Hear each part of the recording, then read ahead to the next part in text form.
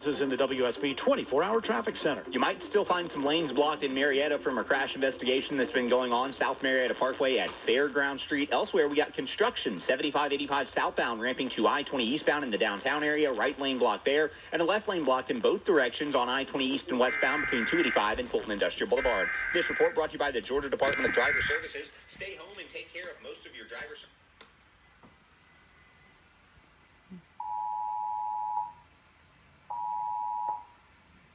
We interrupt you this important announcement.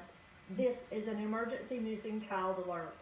The Griffin Police Department and the Georgia Bureau of Investigation are looking for a gray 2014 Chevy Cruze, Georgia tag RSP6855 with the rear. On April 15, 2020, Amanya Cole, a 2-year-old black female, was abducted by Jonetta Leah Taylor, a 21-year-old